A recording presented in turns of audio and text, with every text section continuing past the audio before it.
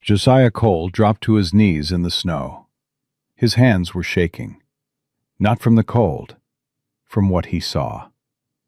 A little girl, no more than 3, sat in a frozen creek bed, clutching a baby to her chest. Her lips were blue. The baby wasn't crying anymore. Behind them, a horse lay dead in the drift, saddle still cinched, steam rising off the body like a departing soul. Josiah pulled off his coat and wrapped it around both children. The girl looked up at him and whispered one word. "Mama." And that word would change Josiah Cole's life forever. If you're new here, I want to invite you to subscribe to my channel and follow this story all the way to the end. Drop a comment and tell me what city you're watching from. I love seeing how far these stories travel. Now, let's begin. The wind had teeth that morning. Josiah Cole felt it through his coat, through his shirt, through his skin, all the way down to the thing inside his chest he'd stopped calling a heart 3 years ago. He'd been riding the north fence line since before dawn, checking posts that the last storm had probably snapped. His gelding, a gray named Soldier, pushed through the drifts with his head low. Josiah pulled his collar up and squinted through the blowing snow. He had maybe 2 hours of light left. The sky was the color of old iron, pressing down on the mountains like it wanted to crush them. He should have turned back an hour ago. Soldier stopped. Josiah didn't kick him forward. He'd learned a long time ago that when a horse stopped for no reason, there was always a reason. Soldier's ears went flat. His nostrils flared.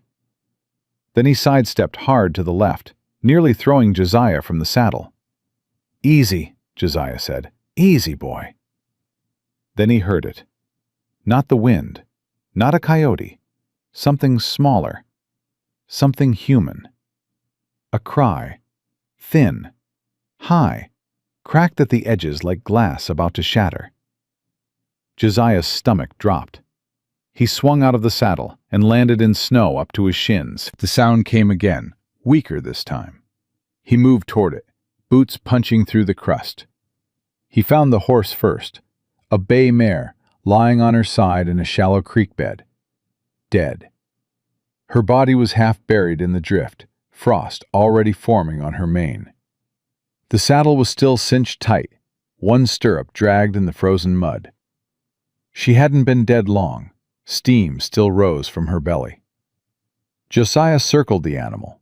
His hand went to the rifle on his back. Instinct. Then he saw them. On the far side of the dead horse, pressed against the animal's belly for whatever warmth was left, a small girl sat in the snow. She was wrapped in a dark wool blanket, arms tight around a bundle in her lap. A baby. The girl's face was white. Her lips were blue. Her eyes were open, but barely focused. She was shaking so hard her teeth clicked. The baby in her arms wasn't crying anymore. Josiah dropped to his knees. He pulled off his coat and wrapped it around both children in one motion. "Hey," he said. "Hey, look at me." The girl's eyes rolled toward him. She didn't speak. She just held the baby tighter, like she thought he might take it. "I ain't gonna hurt you," Josiah said. His voice cracked. "I ain't gonna hurt either of you." He reached for the baby. The girl flinched and pulled away. "I need to check on the little one," Josiah said, slow and steady. "Just let me see." The girl stared at him. Then, with shaking hands, she loosened her grip. Josiah took the baby. A boy, maybe 8 months old. His face was gray, lips cracked, eyes half shut. He wasn't moving. Josiah pressed his ear to the baby's chest. For one terrible second, he heard nothing. Then a heartbeat. Faint, slow, but there. "He's alive," Josiah breathed. "He's alive, sweetheart." The girl's chin trembled. She opened her mouth, and a single word came out, barely louder than the wind. "Mama." Josiah felt something break inside his chest, something he thought had already been broken past repair. "Where's your mama?" he asked. The girl raised one shaking hand and pointed toward the hills. Toward nothing. Toward the storm. Josiah looked. Snow and sky and the dark line of trees along the ridge. No movement. No tracks. The wind had erased everything. He looked back at the girl. Her eyes were closing. She was slipping. "No," Josiah said. "No, you stay with me. You hear? Stay with me." He scooped up both children, one in each arm, and stood. The girl weighed almost nothing. The baby weighed less. Josiah's throat burned. He carried them to Soldier, who snorted and stamped, but held steady. Getting mounted with 2 children and no free hands was the hardest thing Josiah had done since the war. He managed it. Barely. He tucked the baby inside his shirt, against his bare chest, skin to skin for warmth. The girl he held in front of him, wrapped in his coat, pressed against his body. "Hold on," he told her. "Just hold on." He turned Soldier west and kicked him into a trot. The cabin was 4 miles out. 4 miles in a blizzard with 2 dying children. Josiah had never ridden faster in his life. He talked the whole way. Not because the children could understand, because if he stopped talking, he'd start thinking about what he'd seen. The dead horse. The empty hills. A mother who'd left her children in the snow. "You're gonna be fine," he said, over and over. "Both of you. You're gonna be fine." The girl's eyes opened once. She looked up at him. Then she reached out with one frozen hand and grabbed the front of his shirt. She held on, and she didn't let go. The cabin appeared through the snow like a ghost. Josiah kicked the door open and carried both children inside. The fire had burned down to coals, but the room was still warm enough. He laid them on the table, side by side. The baby first. Josiah unwrapped him, checking for frostbite. His fingers were red, his toes purple. Josiah cupped the baby's hands in his own and breathed on them, slow and warm. "Come on," he whispered. "Come on, little man." The baby stirred, his face scrunched. Then he let out a cry, weak and ragged, but a cry. Josiah almost laughed. "That's it. That's it." He turned to the girl. She was conscious, but barely. He pulled off her wet blanket and wrapped her in the dry wool from his bed. Her body was rigid with cold. "What's your name?" he asked. Her lips moved. "Lily." "Lily, that's a good name. I'm Josiah. This your brother?" She nodded. "What's his name?" "Henry." Lily and Henry. All right. He pulled the blanket tighter around her. "Lily, I need you to stay awake. Can you do that for me?" She nodded again, but her eyes were drifting. Josiah built the fire back up fast, feeding it kindling and then a split log. The room filled with warmth. He heated water in the pot and soaked rags in it, pressing them gently against the baby's chest and feet. Henry cried harder, which was good. Crying meant living. Then he boiled oats into thin mush. He'd seen his mother do it, years ago, for his baby sister. He let it cool until it was barely warm, then spooned it into Henry's mouth. The baby gagged, then swallowed, then opened his mouth for more. "Good boy," Josiah murmured. "Good boy." He fed Lily next. She ate slowly, her hands shaking so badly she couldn't hold the spoon. Josiah held it for her. She looked at him the whole time with those wide blue eyes, studying his face like she was trying to decide if he was safe. "You're safe," he said, as if he'd heard the question. "Both of you." When they'd eaten, Josiah wrapped them together in the warmest blanket he had and set them in a wooden crate near the hearth, padded with his old shirts. Henry fell asleep first, his small fist curled against Lily's arm. Lily fought it, her eyes opening and closing. "Mama," she whispered again. "I know," Josiah said. "I'll find her." Lily's eyes closed. She slept. Josiah sat on the floor with his back against the wall and stared at the fire. His hands were still shaking. He looked at them, rough, scarred, calloused from years of fence work and axe swinging. Hands that hadn't held a child since his sister died of fever when he was 17. He closed his eyes. Then he remembered the blanket. He'd pulled it off the dead horse when he grabbed the children, shoved it into his saddlebag without thinking. He stood and retrieved it. Dark wool, worn thin, edges frayed. But along one corner, stitched in faded blue thread, was a name. Clara Whitfield. Josiah's breath stopped. He sat down hard on the chair. His fingers traced the letters. Clara Whitfield. He knew that name. Not well, not close, but he knew it. 7 years ago, a family named Whitfield had settled in the valley east of Elkhorn. The father, Thomas, was a school teacher from back east. Connecticut, people said. He'd come west with his wife Margaret and their daughter Clara after the war.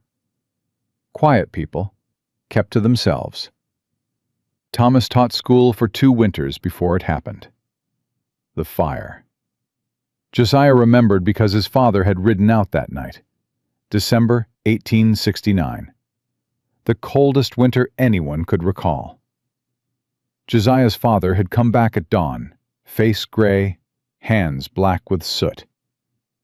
"Whitfield Place is gone," he'd said. "Burned to the foundation." "The family?" Josiah had asked.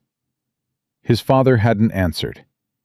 He'd sat down at the table and stared at his hands. Then he'd said, quietly, "Not our business, boy. We got our own troubles." But Josiah had heard the talk. Everyone had. Thomas Whitfield had testified during the war against a man named Marshall Briggs. Said Briggs had been stealing Union supplies and selling them to profiteers. Briggs was court-martialed, stripped of rank, dishonorably discharged.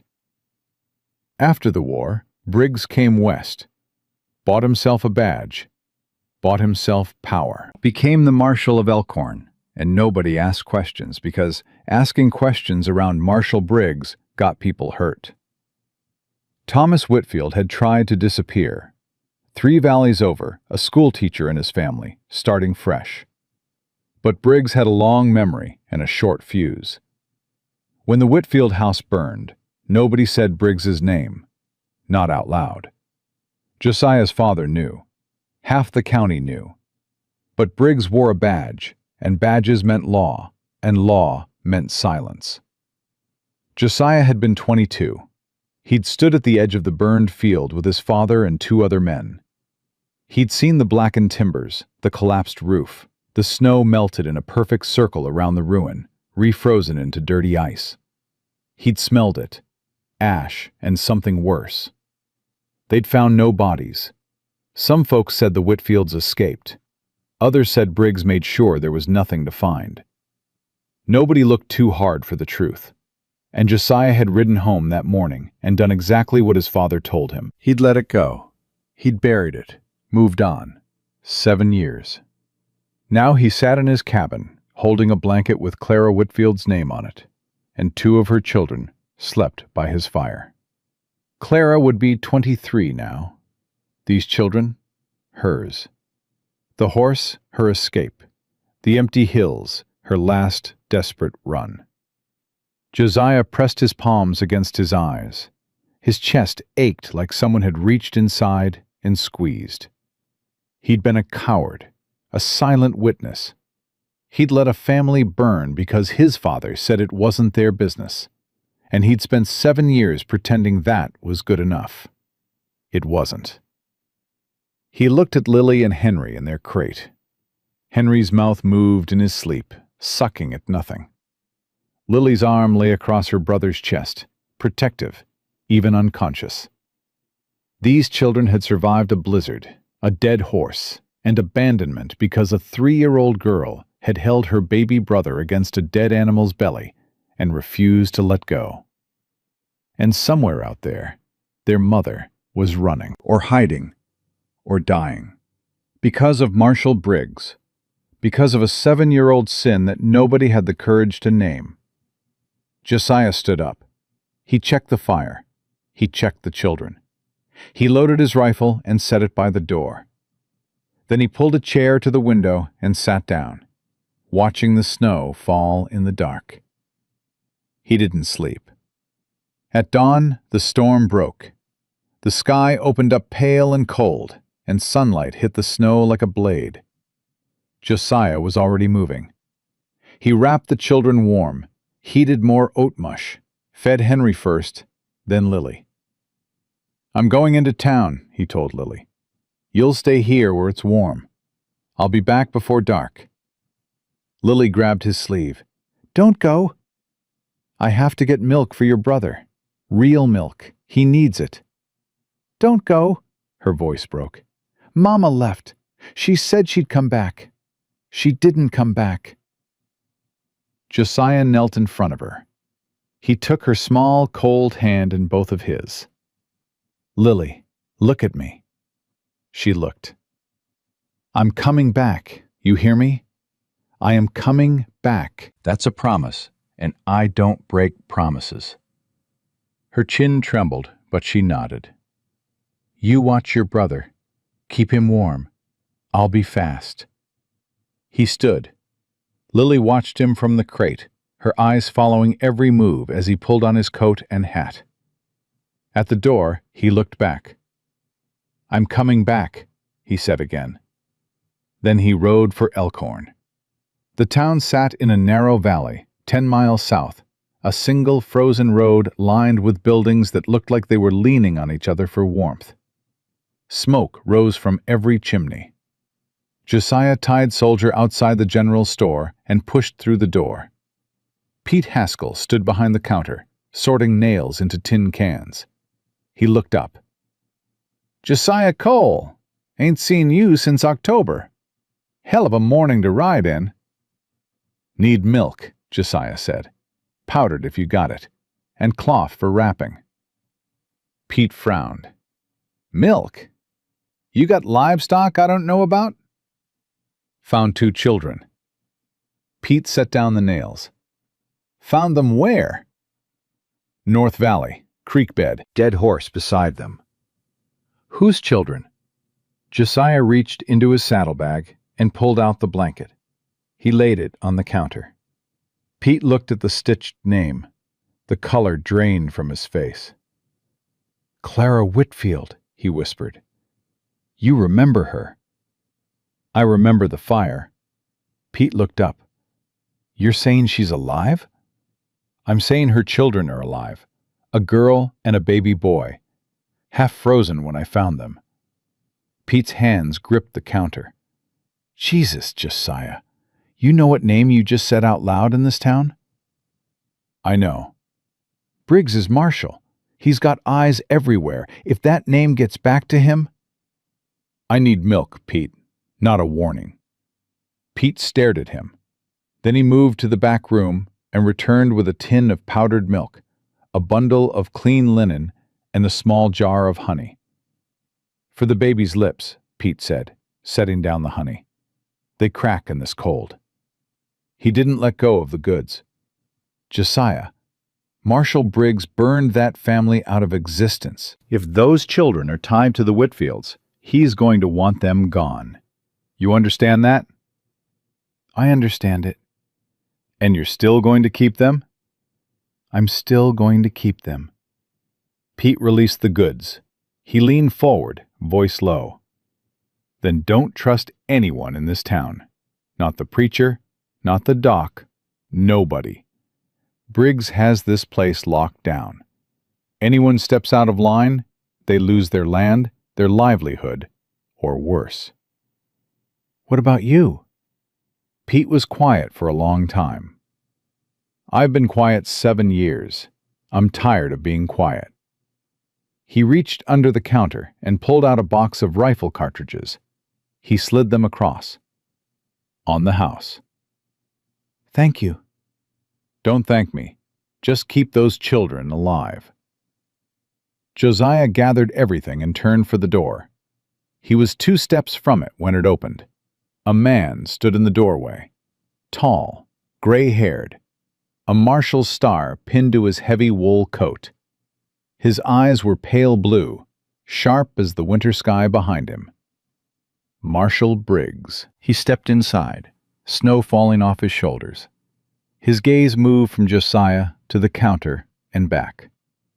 "Josiah Cole," he said. His voice was smooth, unhurried. "Long way from your cabin. Needed supplies." "Milk." Briggs glanced at the counter where the tin had been.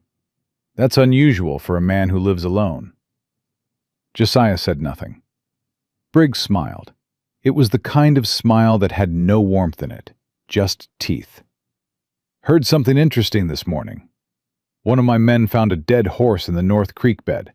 Bay mare, still saddled." "Lot of horses die in blizzards." "They do. But this one had an empty saddle, and tracks leading west." Briggs took a step closer. "Toward your place." "Lot of people live west." "Not many." Briggs's smile faded. "I'll ask you straight, Cole. You find anything out there?" Josiah looked him dead in the eye. "Nothing that concerns you." The store went silent. Pete stood frozen behind the counter. A woman browsing fabric near the back wall stopped moving. Briggs tilted his head. "Everything in this town concerns me. That's what the badge means." "Then maybe the badge means too much." Briggs's jaw tightened. For a long moment, neither man moved. The wind pushed against the windows. Snow ticked against the glass. Then Briggs smiled again. Thin. Cold. "You're your father's son, ain't you? He had a mouth on him, too." He stepped aside from the door. "Go on home, Cole. Get warm." Josiah walked past him. At the door, Briggs's voice followed. "Josiah." He stopped, but didn't turn. "If I find out you're hiding something that belongs to me, I'll come collect it myself. And I won't knock first." Josiah walked out into the cold. He untied Soldier and mounted.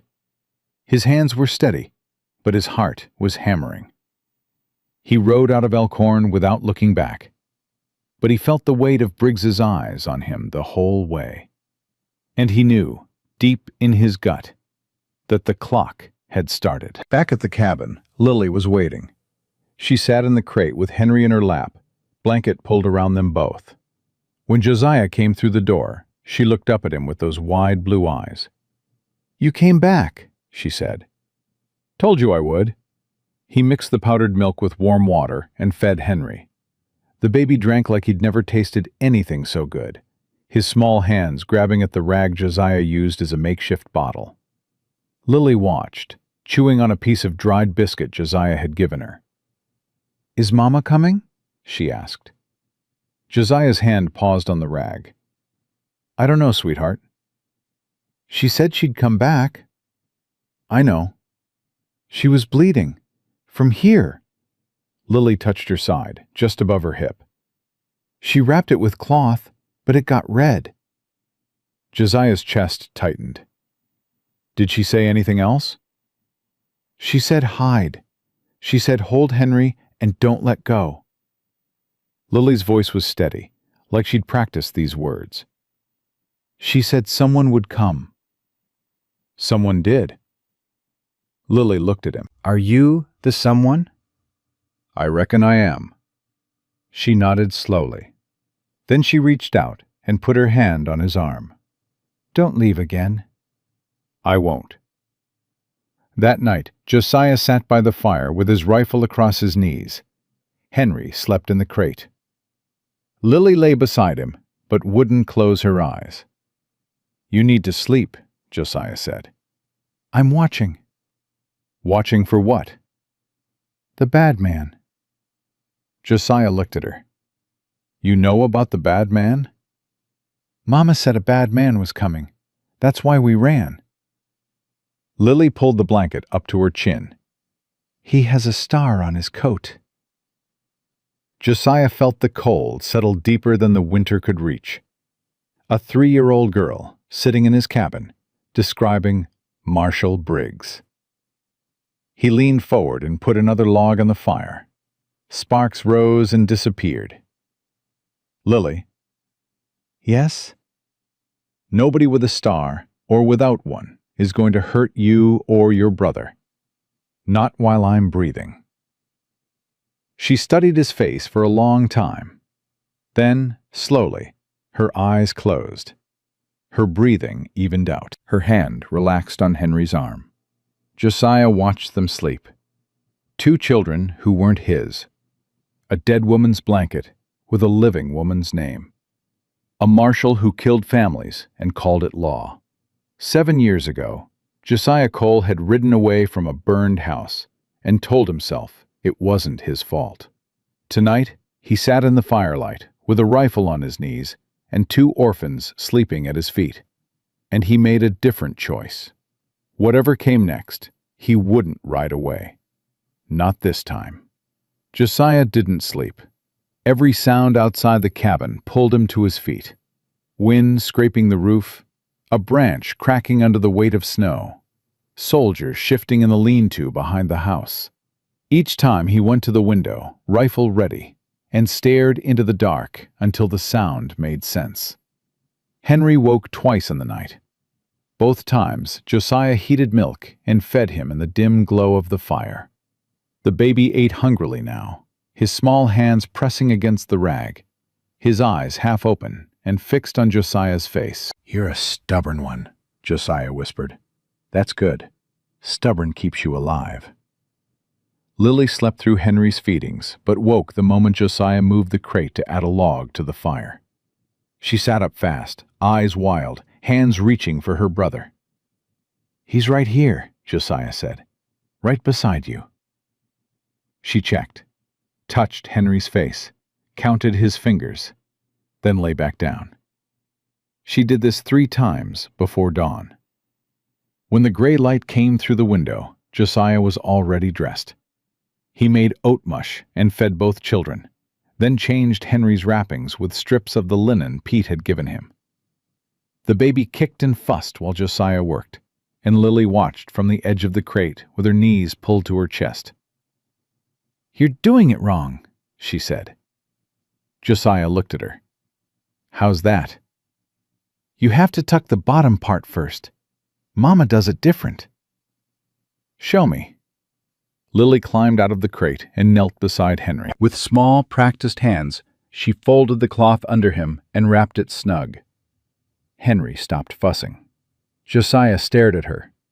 A 3-year-old girl who changed diapers better than a grown man. Your mama taught you that? Mama teaches me everything. Lily smoothed the cloth with her palm. She says I'm her helper. She's right. Lily looked up at him. Is Mama in the snow? Josiah's throat closed. He wanted to lie. He wanted to say something easy and warm that would make those wide eyes stop hurting him. But he couldn't lie to a child who'd held her baby brother against a dead horse in a blizzard and waited for someone to come. I think she's out there somewhere, he said, and I think she's trying to get back to you.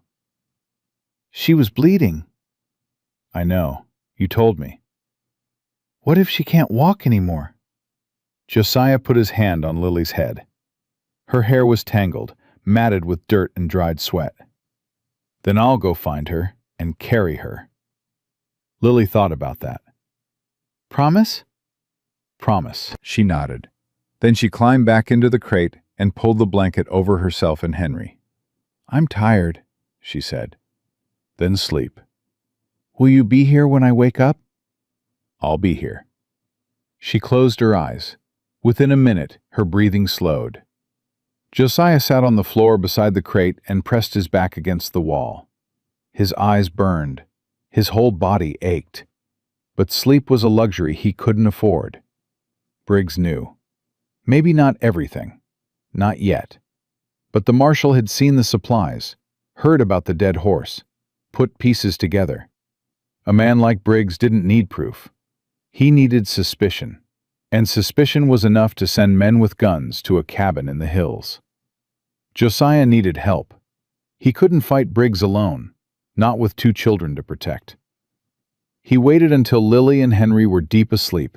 Then he banked the fire high, locked the cabin door from outside with a rope knot he'd learned in the army, and rode south. Earl McCready's ranch sat in a shallow bowl between 2 ridges, sheltered from the worst of the wind. The house was old but solid, built by Earl's father before the war. Smoke rose from the chimney in a thin gray line. Josiah found Earl in the barn, mending a harness by lantern light. "Josiah Cole," Earl said without looking up. "Thought you'd be frozen solid by now."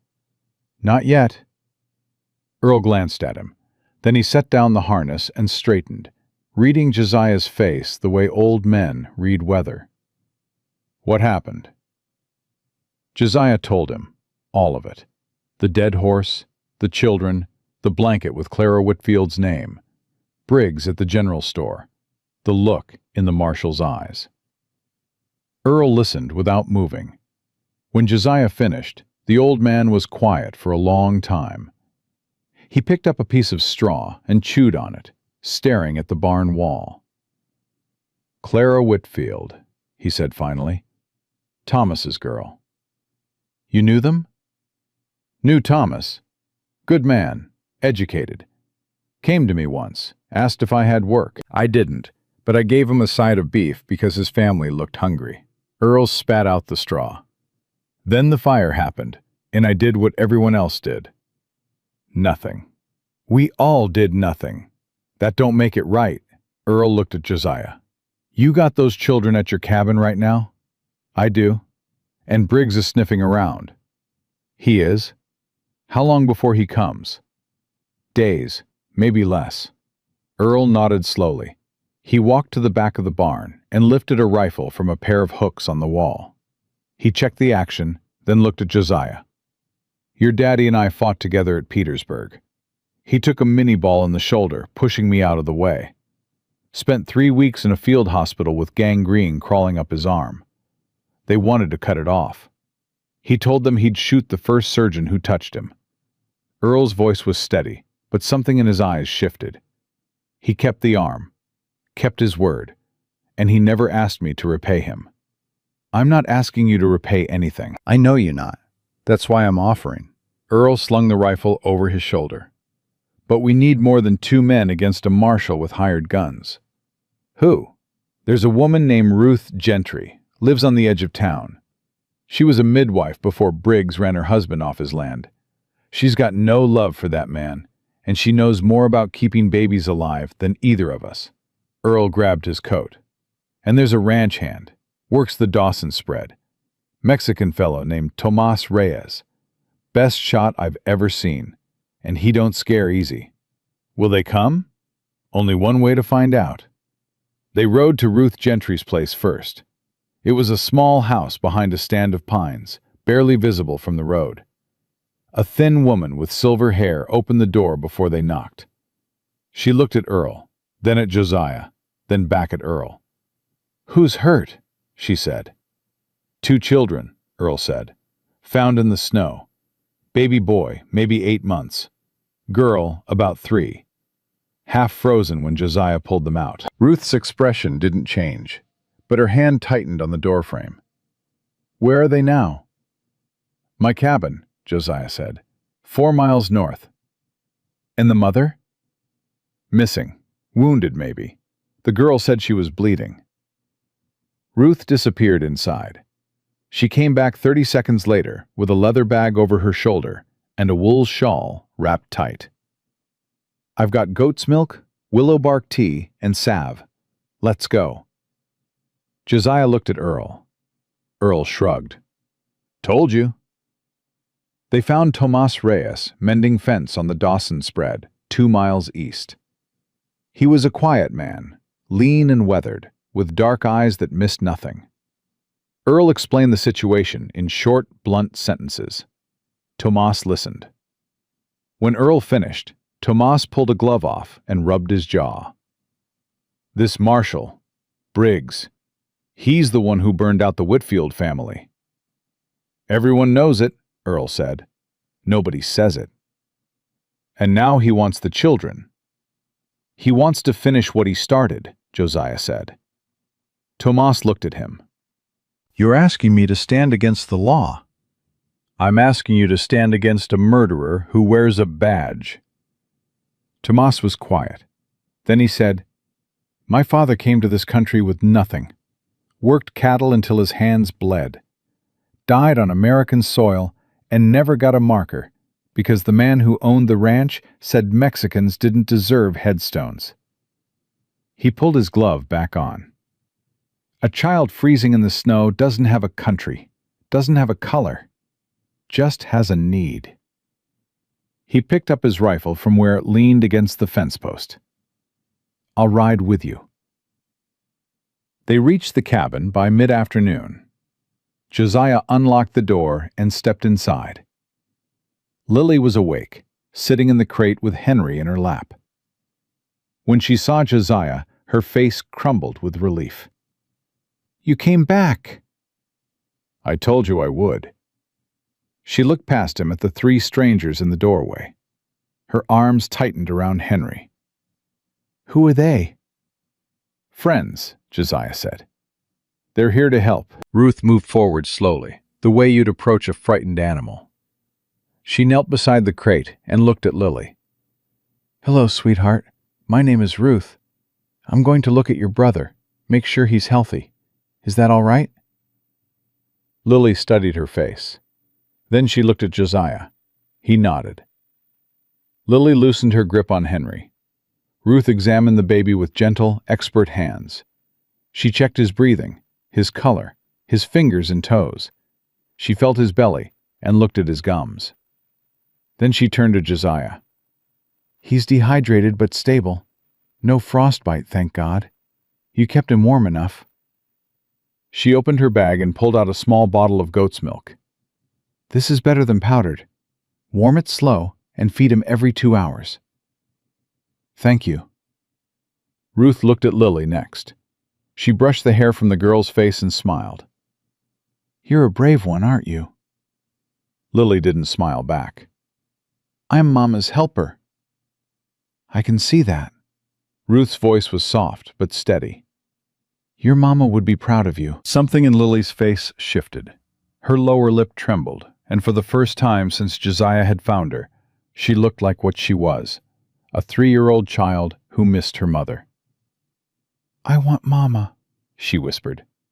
Ruth gathered her into her arms. Lily buried her face in the old woman's shoulder and cried. Not loud, not dramatic, just the quiet, shaking sobs of a small girl who had been holding it together for too long. Josiah turned away. He walked to the porch and stood in the cold, staring at the snow. Earl came out beside him. "She's tough, that little one," Earl said. "She shouldn't have to be." "No, she shouldn't." They stood in silence. Then Earl said, "Briggs won't wait long. He knows you've got something. A man like that, he'll send men first. Test the ground, see what you do." "I know." "You ready for that?" Josiah looked at him. "No, but I'm not leaving." "Then we dig in." By nightfall, the cabin had become something more than a lonely man's shelter. Tomas set up a watch position in the tree line north of the clearing, where he could see the ridge road for half a mile. Earl took the south approach, sitting in the lean-to with Soldier and his rifle. Ruth stayed inside with the children, feeding Henry, braiding Lily's hair, singing songs in a low, steady voice that seemed to calm everyone in the room, including Josiah. He sat at the table cleaning his rifle when Ruth came and sat across from him. "That girl hasn't slept properly in days," Ruth said quietly. "She's running on fear. Every time she closes her eyes, she reaches for her brother to make sure he's still there." I noticed. She told me something while you were outside. Ruth folded her hands on the table. She said her mother put them beside the horse and told her to wait. Said her mother kissed them both and walked into the storm. Josiah's hands stopped on the rifle. She said her mother was holding her side and there was blood on the snow. How far could she get? Wounded? In a blizzard? Depends on the wound. If it's deep, not far. If she packed it right, maybe a few miles. Ruth paused. There's something else. Lily said men came to their house, men with guns. She said they set the fire and her mother grabbed them and ran, got to the horse and rode. Briggs's men. That's what I believe. Ruth's eyes were hard. That man burned her parents 7 years ago, and now he's burning her. And he'll keep burning until there's nothing left, unless someone stops him. I intend to. I know you do. Ruth reached across the table and put her hand on his. But don't do it for guilt, Josiah. Do it because it's right. He looked at her. Does it matter why? It matters to you, and it'll matter to those children when they're old enough to understand. Josiah was quiet for a long time. Then he said, 7 years ago, I stood at the edge of a burned house and rode away. My father said it wasn't our business, and I believed him, because believing him was easier than doing something about it. You were young. I was old enough to know better. Ruth squeezed his hand. You're doing something about it now. That counts. From the crate near the hearth, Henry let out a small cry. Lily's hand immediately went to his chest, patting him even in her sleep. The baby settled. She's been his mother, Ruth said, watching them. 3 years old, and she's been his mother through all of this. She shouldn't have to be, Josiah said again. No, but she is. And that means when Clara comes back, if she comes back, that little girl is going to need someone to tell her she can stop, that she can be a child again, that someone else will do the protecting. Josiah looked at the crate. Lily's face was pressed against Henry's hair, her arm draped over him. I'll tell her, he said. Good. Ruth stood and went to check on Henry. Josiah finished cleaning the rifle and set it by the door. He pulled on his coat and went outside. The night was clear. The storm had passed, and stars filled the sky like scattered fire. The snow glowed blue in the moonlight. Josiah could see his breath, slow clouds that disappeared into the dark. Tomas appeared from the tree line, silent as a shadow. Nothing moving out there. Too cold for man or beast. Good. You think he'll come tomorrow? Maybe. Maybe the day after. Briggs likes to let people sweat. Tomas leaned against the porch rail. I've worked for men like him. Men who wear authority like armor. They're dangerous because they believe they're right. Not pretend to believe. They actually believe it. You think Briggs believes he's right? I think Briggs believes he's the only thing between this territory and chaos. And anyone who threatens that belief, he destroys. Tomas looked at Josiah. The Whitfields threatened it. Now you're threatening it. I'm just a man with 2 children in his cabin. That's enough, because those children are proof of what he did. Living proof. And men like Briggs don't leave proof alive. Josiah stared at the snow. Then we don't let him get to them. No, we don't. They stood together in the cold, 2 men watching the dark hills for movement that hadn't come yet, but would. Josiah thought about Clara Whitfield, wounded somewhere in the frozen wilderness. And he thought about Lily's hand reaching for her brother in her sleep. And he thought about the word she kept saying, the word that cut deeper than any knife. Mama. He went inside. The cabin was warm. the fire crackling low. Ruth sat in the chair by the hearth, knitting something from a ball of yarn she'd brought. Earl had come in from the lean-to and sat on the floor with his back against the wall, hat over his eyes. Josiah knelt beside the crate. Lily's eyes were open. "Can't sleep?" he asked. She shook her head. "You want me to stay right here?" She nodded. Josiah sat on the floor beside the crate and leaned his back against it. He felt Lily's small hand reach through the slats and find his shoulder. Her fingers curled into the fabric of his shirt. "Josiah?" she whispered. "Yeah?" "If Mama doesn't come back, will you keep us?" The question hit him like a fist. He closed his eyes. When he opened them, his voice was steady, even if nothing else inside him was. "Your Mama is going to come back," he said. "But no matter what happens, I'm keeping you. Both of you. That's not a maybe. That's a fact." Lily's grip tightened on his shirt. "Okay," she whispered. Her hand relaxed. Her breathing slowed. She slept. Josiah sat in the dark, his back against the crate, a dead woman's blanket folded on the table, a marshal's threat hanging in the cold air, and two children who trusted him breathing soft and warm behind his shoulder. He didn't move until morning. The morning came quiet. Too quiet. Josiah noticed it the moment he opened his eyes. No wind against the walls. No creak of branches. Just the fire popping low and the sound of Henry breathing in the crate. He'd fallen asleep against the crate sometime before dawn. His neck ached, and his legs were stiff.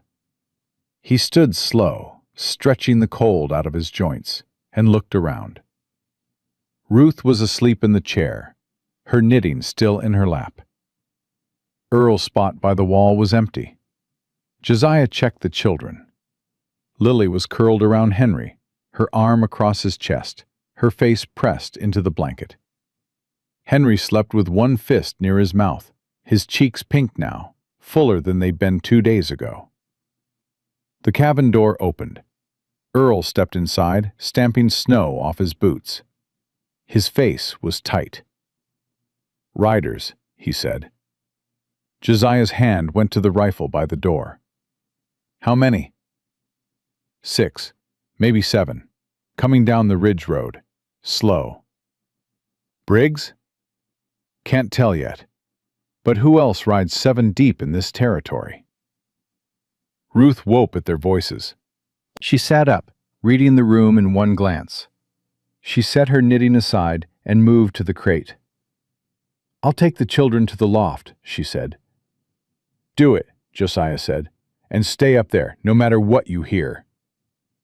Ruth lifted Henry first, then helped Lily climb the ladder. The girl was half asleep, but moved without complaint.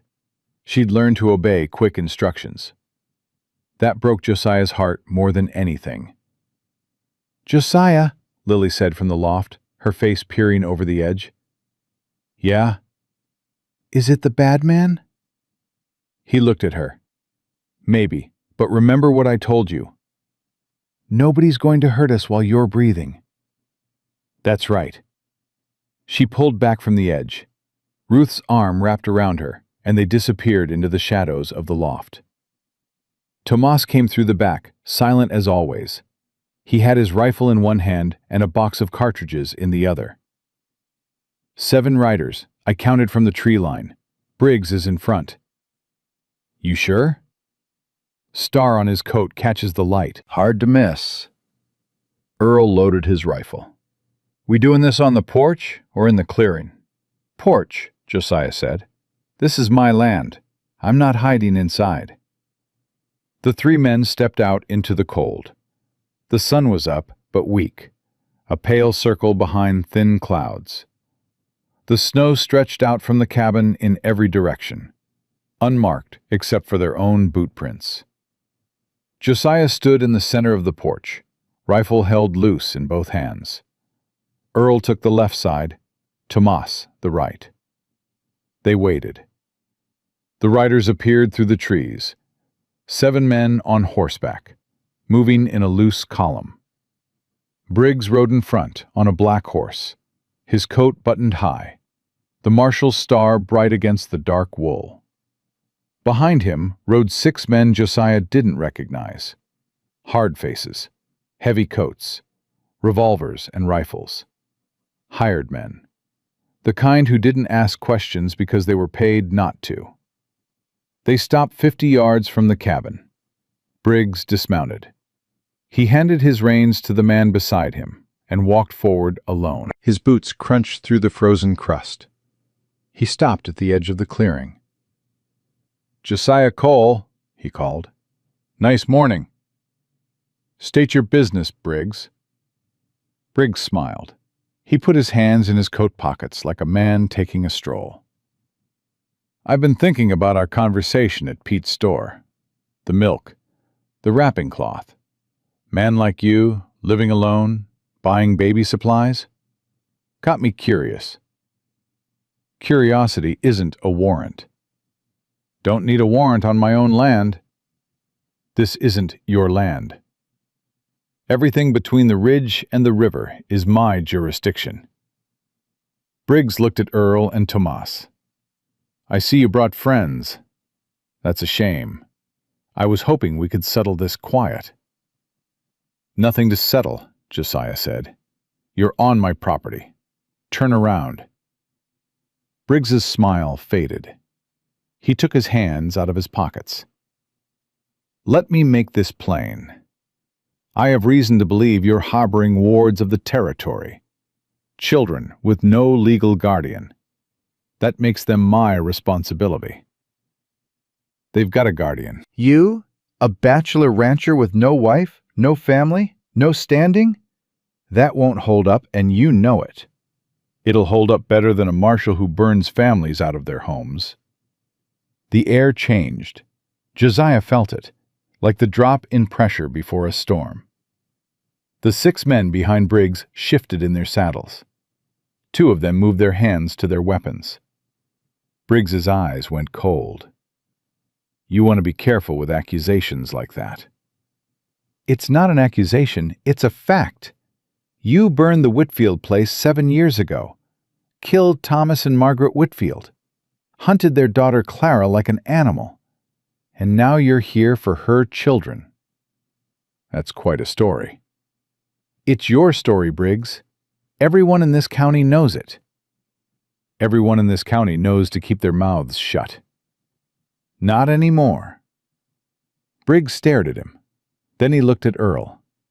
"McCready, you're too old for this. Go home." Earl spat into the snow.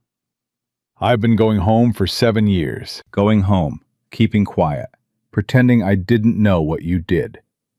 I'm done going home." Briggs turned to Tomas. "And you? Reyes, isn't it? You work the Dawson spread. I can have you run out of this territory by sundown." Tomas didn't blink. "You can try." Briggs's jaw worked. He looked back at Josiah. "Last chance, Cole. Hand over the children. Walk away. I'll forget this happened."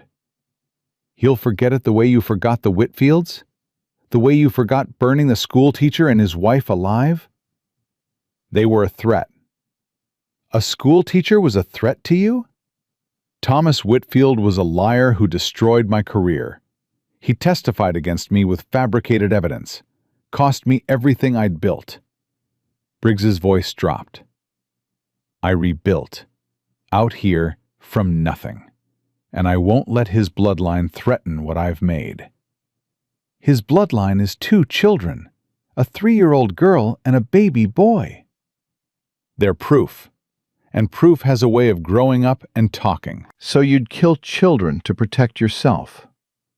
Briggs didn't answer. He didn't need to. The answer was standing behind him. 6 men with guns. On a winter morning, outside a cabin where 2 children slept in a loft. "Give them to me, Josiah. This ends clean, or it ends bloody. Your choice." Josiah raised his rifle. Not to his shoulder, just high enough. "You want them, you come take them. One of the hired men grinned and reached for his holster. "Hold," Briggs said without turning. The man's hand stopped. Briggs studied Josiah's face. "You'll die for someone else's children?" "I'll die for what's right." "Right," Briggs laughed, short and dry. "Right doesn't stop bullets. Neither does a badge." Something moved behind Briggs. Not his men, beyond them, in the trees along the road. A figure stepped out from the pines, then another, then three more. Pete Haskell came first, his store apron still on, a shotgun in his hands. Behind him walked a rancher named Dawson, the man Tomas worked for, big and slow-moving, with a Winchester across his chest. Then came a young woman Josiah didn't recognize, small and dark-haired, carrying a hunting rifle nearly as tall as she was. Then an old man with a white beard and a preacher's collar, no weapon, just a Bible pressed against his chest. Then two more ranch hands, brothers by the look of them, each carrying a sidearm. They spread into the clearing, not in formation, not organized, just people stepping out of the tree line one by one, placing themselves between Briggs's men and the cabin. Briggs turned. His face went white. "What the hell is this?" Pete stepped forward. His hands were shaking, but his voice wasn't. "This is what happens when a town gets tired of being afraid, Garrett." "You're making a mistake, Haskell." "I've been making a mistake for 7 years, selling you goods, smiling when you walked in, pretending I didn't know what you are." Pete's grip tightened on the shotgun. "I'm done pretending." Dawson spoke next, his voice low and steady. "I employ 4 men on my spread. 2 of them are here. You run Tomas out, you run me out too, and my cattle, and my contracts. You want to explain to the territory why the biggest ranch in the valley went dark?" The preacher stepped forward. His voice was thin, but carried. "I buried Thomas Whitfield's memory in silence, because I was afraid.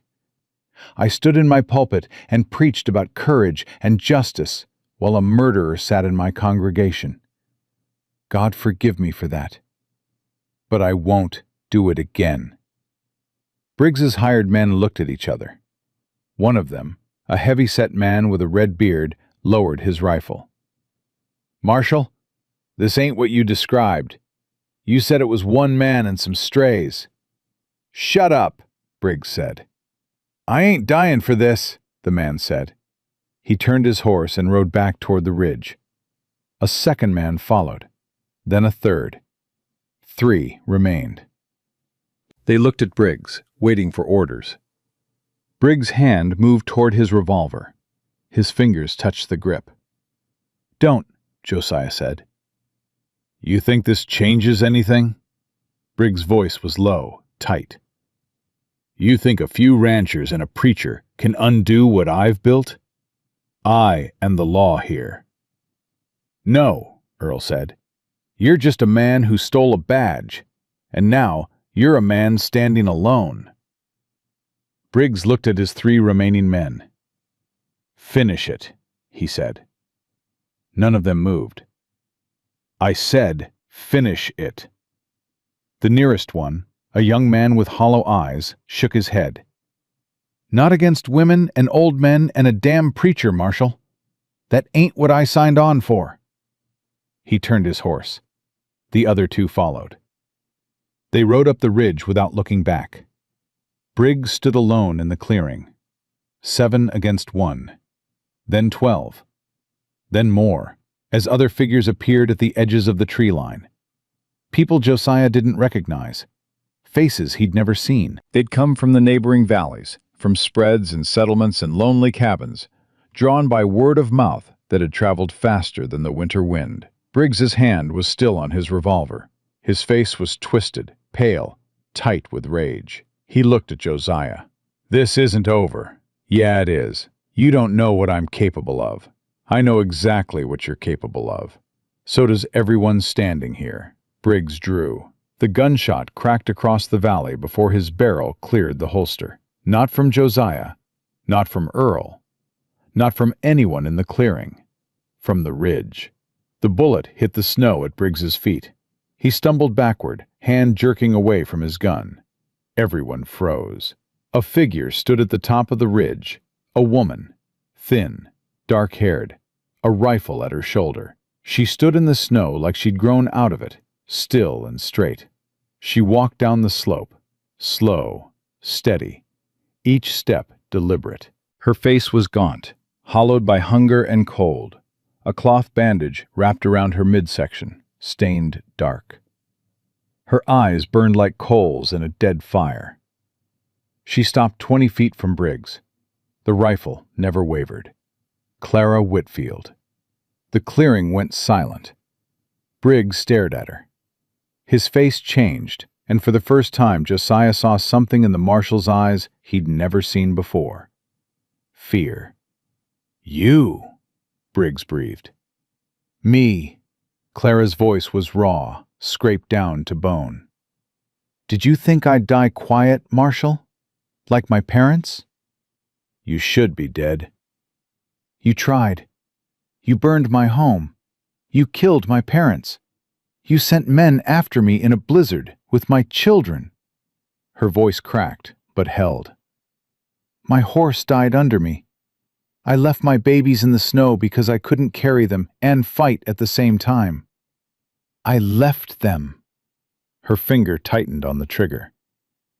"Do you know what it takes for a mother to leave her children in a snowstorm? Do you have any idea?" Briggs said nothing. "I crawled." "After my horse went down, and I hid them in the creek bed, I crawled through the snow for 2 miles with a bullet wound in my side. I found a cave. I packed the wound with moss and snow, and I waited. And when the storm broke, I followed my own blood trail back. But they were gone." Tears ran down her face, freezing on her skin. "I thought they were dead. I thought I'd lost them. For 2 days I tracked through the snow, looking for any sign. And then I found tracks. Horse tracks. Leading west." She looked at Josiah. "Leading here." Josiah couldn't speak. His throat had closed. Clara turned back to Briggs. "I watched this cabin for a day. I saw him feed my daughter. I saw him hold my son. I saw a stranger do what the whole territory refused to do for 7 years. She raised the rifle higher. And now I'm here. And you're going to answer for what you've done." Briggs's hand twitched. "You can't shoot a federal marshal. You're not a marshal. You're a murderer hiding behind tin. I'll have you hanged." "By who?"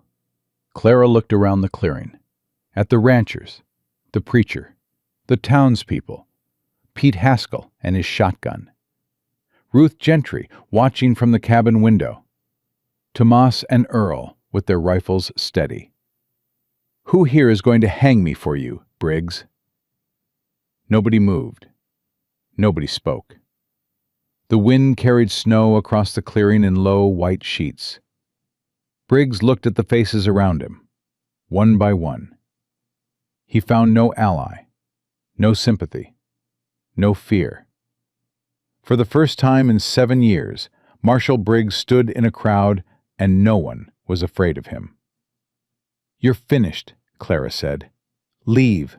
Leave this territory, leave this valley, and don't ever come back.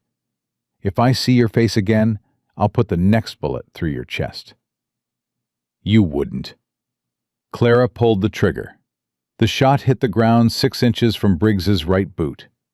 He jumped back, stumbling in the snow. "That's twice I've missed on purpose," she said. "There won't be a third." Briggs stood there, chest heaving, snow on his coat. His eyes moved across the clearing one last time. Then something in him broke. Not loud, not dramatic. Just a quiet collapse behind his eyes, like a wall giving way after years of pressure. He turned. He walked to his horse. He mounted without a word. He rode up the ridge and disappeared into the trees, alone. No hired guns, no authority, no power. The clearing held its breath for a long moment after the hoofbeats faded. Then Pete Haskell lowered his shotgun. Dawson exhaled. The preacher closed his eyes and pressed the Bible to his forehead. Josiah set his rifle against the porch rail. His legs were shaking. He gripped the rail to steady himself and looked at Clara Whitfield. She stood in the snow, rifle still raised, tears frozen on her face. Her bandage was leaking. A dark stain spread along her left side. She swayed. "Clara," Josiah said. She lowered the rifle. Her knees buckled. Josiah was off the porch and across the clearing before she hit the ground. He caught her, one arm around her back, and eased her into the snow. "Ruth!" he shouted. "Ruth, get down here!" The cabin door burst open. Ruth came down the steps fast, bag in hand. She knelt beside Clara and peeled back the bandage. The wound was deep, infected, angry red at the edges. "She's burning up," Ruth said. "Get her inside, now!" Josiah lifted Clara. She weighed nothing, less than Lily, less than the fear that had been sitting on his chest for 3 days. He carried her up the steps and through the door. From the loft, a small voice. "Mama?" Lily was standing at the edge, looking down. Her eyes were wide. Her whole body trembled. "Mama!" Clara opened her eyes. She looked up and saw her daughter's face above her. "Lily," she whispered.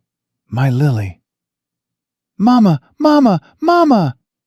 Lily scrambled down the ladder so fast she nearly fell. Josiah barely had time to set Clara down on the bed before Lily crashed into her, arms wrapping around her mother's neck, face buried in her hair. Clara sobbed. It was the sound of something breaking open that had been held shut too long. She pulled Lily against her with one arm, the other reaching toward the loft. "Henry," she said. "Where's Henry?" Ruth brought the baby down. She placed him in Clara's free arm. Clara looked at her son. He blinked up at her, mouth working, and reached for her face with one small hand. Clara pressed her forehead against his. Her shoulders shook. She held both children and cried without sound, her tears falling on their hair, on their faces, on the blanket that still bore her name. Josiah stood at the foot of the bed. He didn't speak. He didn't need to. Ruth put her hand on his arm and squeezed.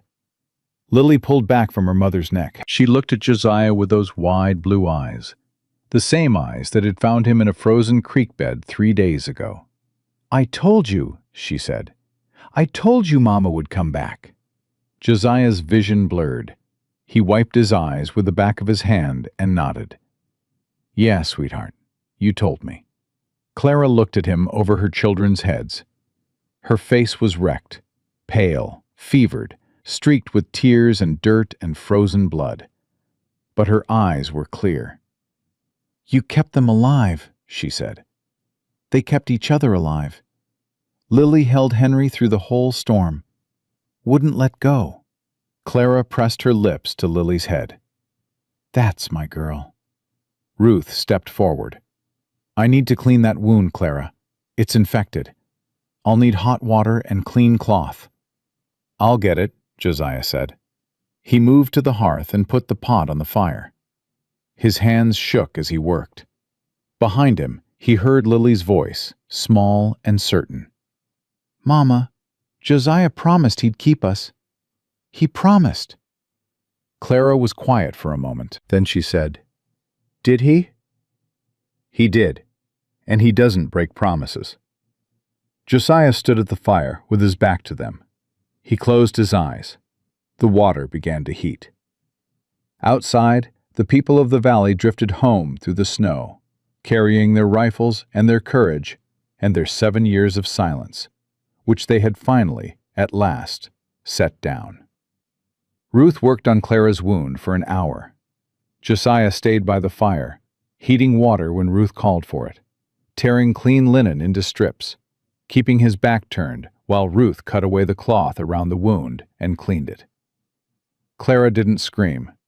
She gritted her teeth and gripped the edge of the bed so hard her knuckles went white.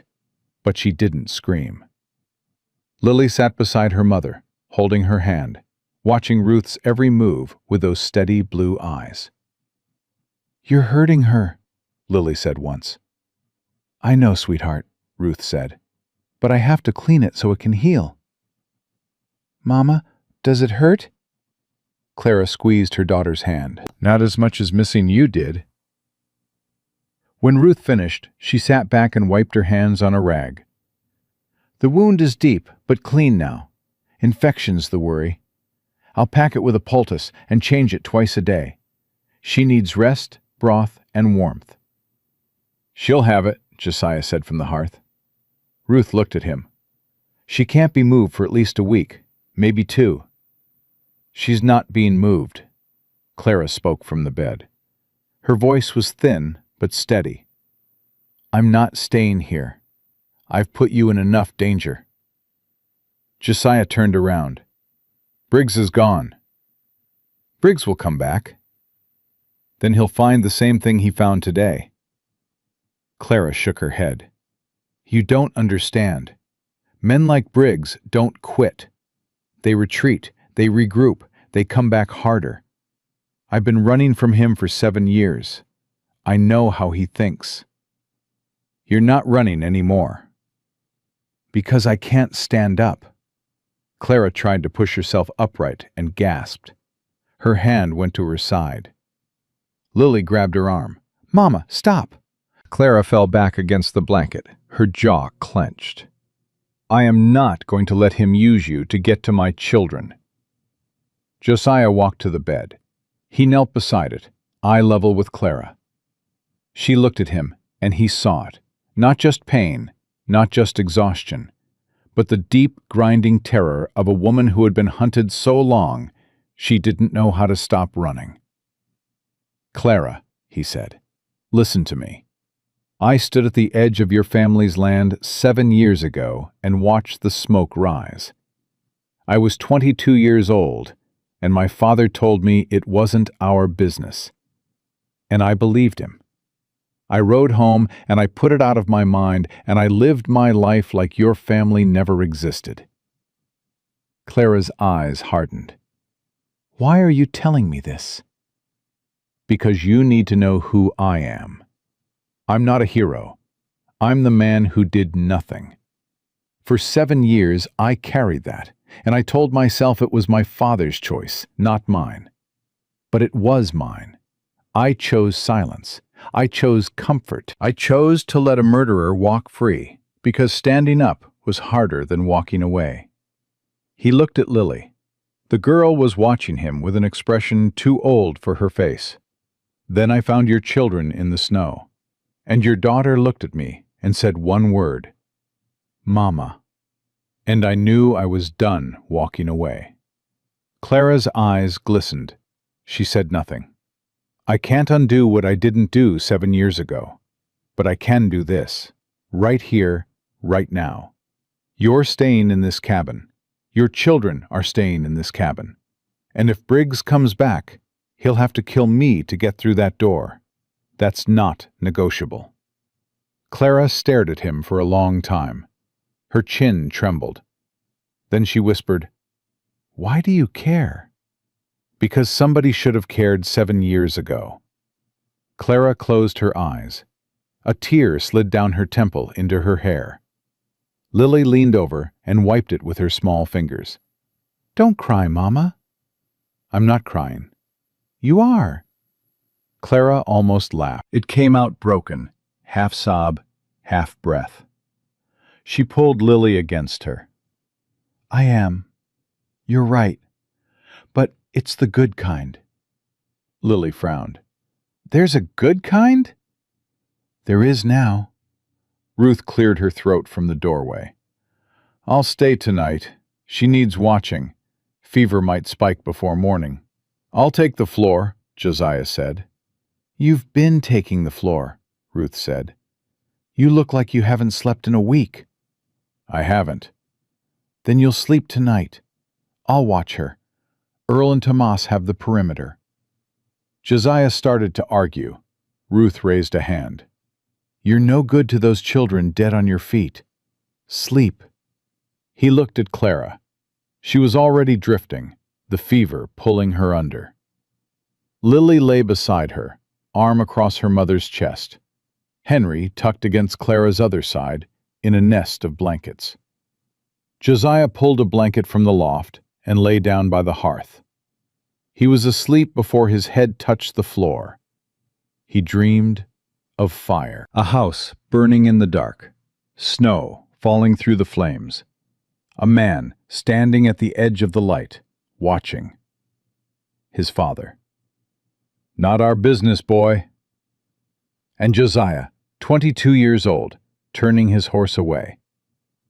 In the dream, he heard a child crying. He looked back. A girl stood in the burning doorway, holding a baby. She looked at him. "Why didn't you come?" He woke, gasping. The cabin was dark. The fire had burned to embers. Ruth sat in the chair beside the bed, a damp cloth in her hand, pressing it to Clara's forehead. "Fever broke an hour ago," Ruth whispered. "She's sleeping natural now." Josiah sat up. His heart was still hammering. "Good." "Bad dream?" "Old one." Ruth looked at him in the dim light. "The fire?" He didn't answer. "Josiah, every person in this valley carries guilt about the Whitfields. Every single one. Pete sold Briggs ammunition the week before it happened. Dawson looked the other way when Briggs's men rode through his land that night. The preacher delivered a sermon about forgiveness the Sunday after, and everyone knew who he meant to forgive." Ruth's voice was soft but firm. "We all failed that family. Not just you." "Doesn't make it easier." "No, but it means you're not alone in it. And what you did this week, taking those children in, standing against Briggs, that's not guilt talking. That's the man you actually are." Josiah stared at the embers. "I don't know what kind of man I am." "Those children do. That's enough for now." He lay back down. This time, he didn't dream. 3 days passed. Clara's fever came and went in waves. Ruth stayed, brewing willow bark tea and changing the poultice every 6 hours. Josiah kept the fire burning, fed the children, carried water from the creek. He and Clara barely spoke during those days. She was too weak, and he didn't know what to say beyond the practical. "Hungry? Water? Cold?" But Lily talked enough for everyone. She followed Josiah everywhere. When he split wood, she sat on the porch and counted his swings. When he fed Soldier, she stood on her toes to touch the horse's nose.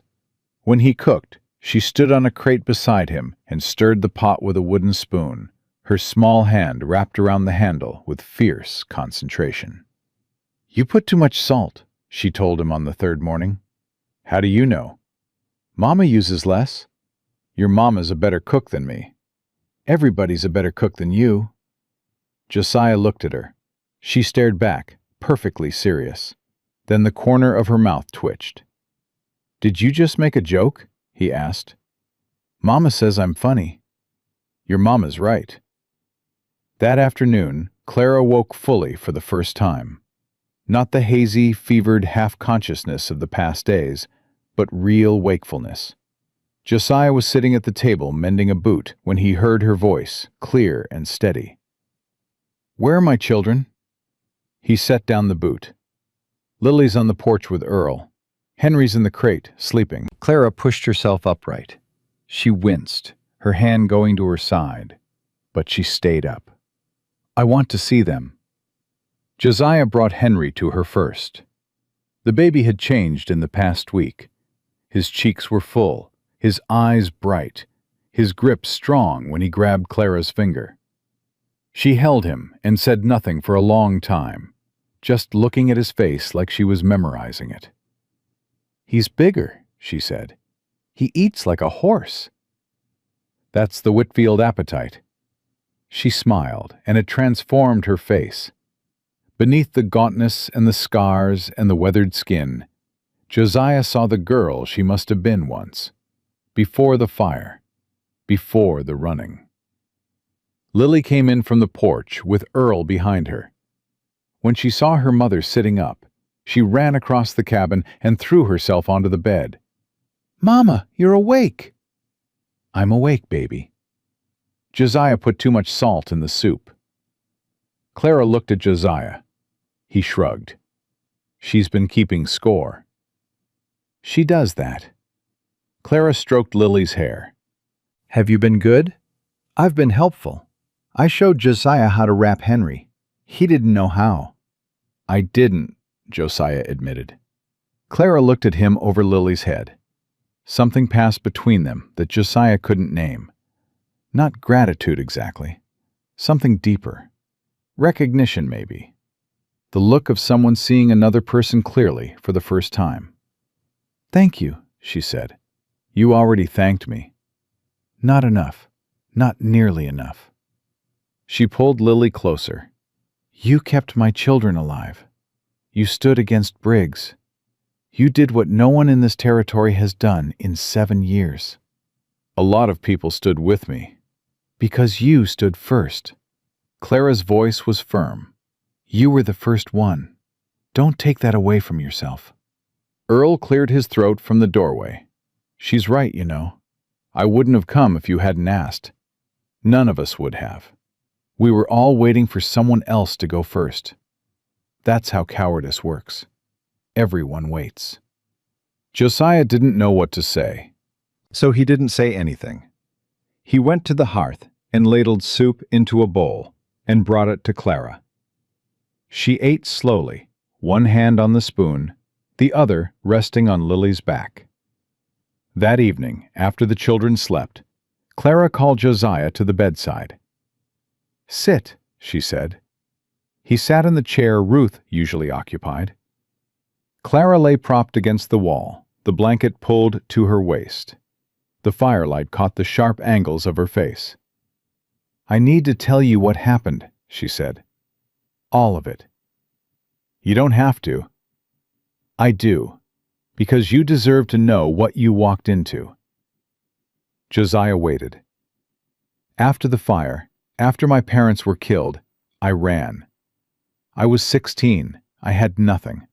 A horse, a blanket, the clothes on my back. I rode south for 3 days and ended up in a settlement called Barlow's Crossing. A family there, the Carters, took me in. They didn't know who I was, and I didn't tell them." She paused. Her jaw tightened. "I worked their farm for 4 years, kept my head down, didn't use my real name. Then I met a man, a drifter passing through. He was kind, gentle. He stayed for a few months. We were together. When he left, I was carrying Lily. Lily's father. He didn't know. He was gone before I knew myself. I've never blamed him for that. He was a wanderer. That was his nature." "And Henry?" Clara's face changed. Something dark crossed her eyes.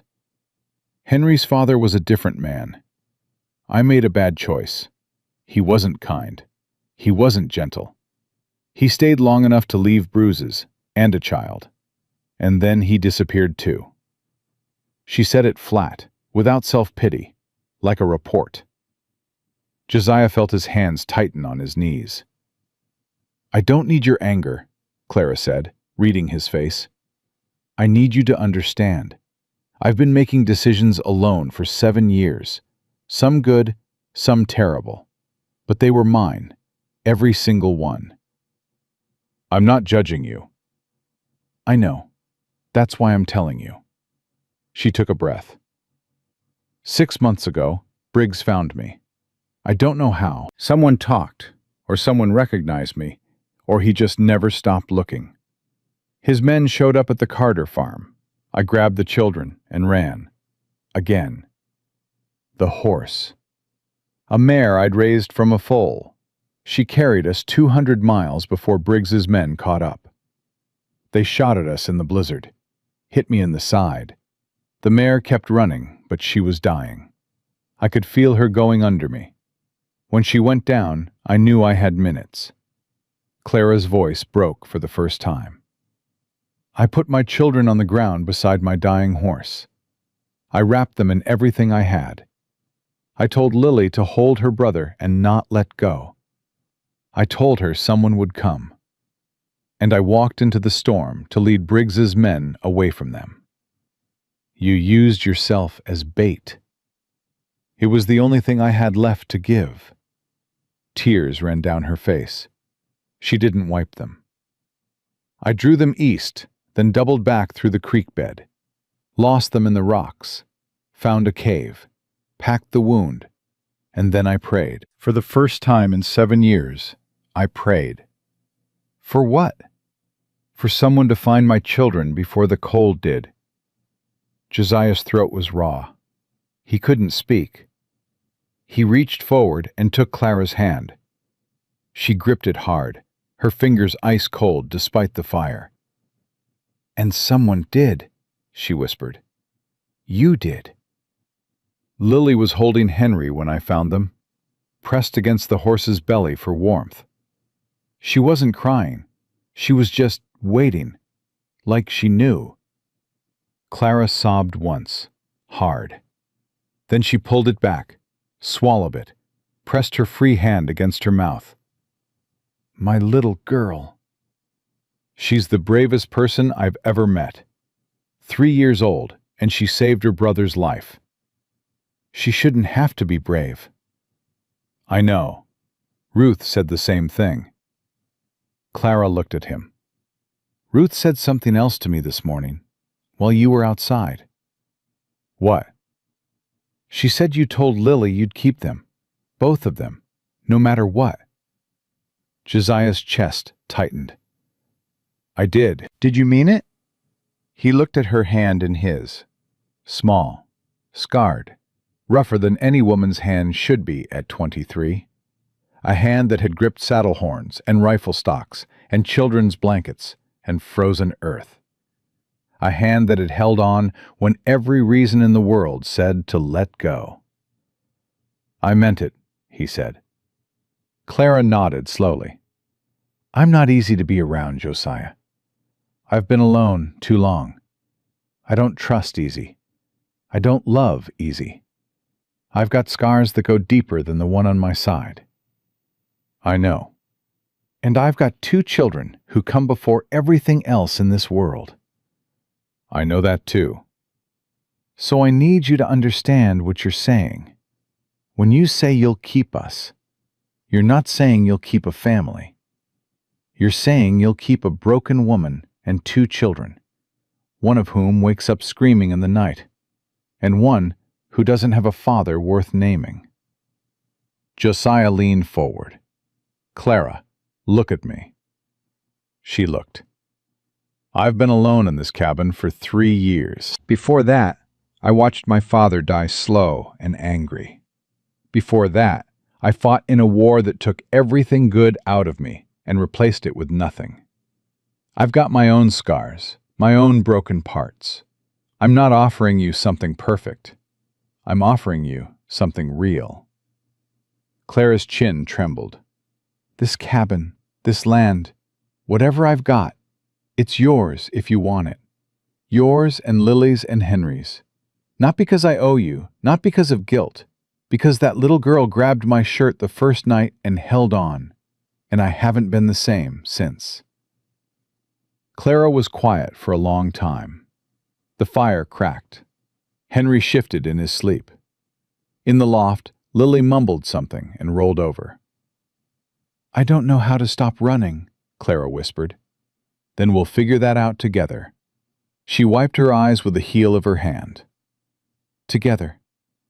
Together. Clara looked at the crate where Henry slept. She looked at the loft where Lily breathed soft and steady. She looked at the fire, the walls, the roof Josiah had built with his own hands. Then she looked at him. Okay, she said. Okay? Okay. She squeezed his hand. But if you put too much salt in the soup again, we're going to have a problem." Josiah laughed. It came out of him before he could stop it, raw and rough and real. The first genuine laugh he'd produced in years. Clara smiled. Not the careful, guarded expression she'd worn since he'd met her. A real smile. Tired and cracked and imperfect, but real. From the loft, a small voice. "Are you two laughing?" "Go to sleep, Lily," they said at the same time. A pause. Then, "Mama, is Josiah staying?" Clara looked at him. "Yeah, baby, he's staying." "Good. His soup is bad, but he's warm." Josiah shook his head. Clara covered her mouth with her hand, trying not to laugh. "She's your daughter," he said. "She is." Clara lay back down, still holding his hand. "She absolutely is." The fire settled. The cabin grew quiet. Outside, snow began to fall again, soft and steady, covering the tracks and the blood and the footprints of men who had come with guns and left with nothing. Josiah sat in the chair beside Clara's bed. She fell asleep, still holding his hand. He didn't pull away. He sat there, listening to her breathe, listening to Henry stir in the crate, listening to Lily's small snores from the loft. 4 people in a one-room cabin at the edge of the wilderness, held together by a dead horse and a blanket, and a 3-year-old girl who refused to let go. It wasn't much. It was everything. Clara healed slow. The wound closed over 2 weeks, pink and angry at the edges, but clean. Ruth came every 3 days to check the poultice and brew fresh willow bark tea. Each visit, she stayed a little longer, sat a little closer to the fire, talked a little more freely. On her 4th visit, she brought a bag of dried apples and a knitted blanket small enough for Henry. "Made it last night," Ruth said, tucking it around the baby. "Couldn't sleep. Figured I'd make myself useful." "You've already been more useful than anyone I've ever known," Clara said from the bed. Ruth waved her hand. "Hush, I'm a stubborn old woman with too much yarn.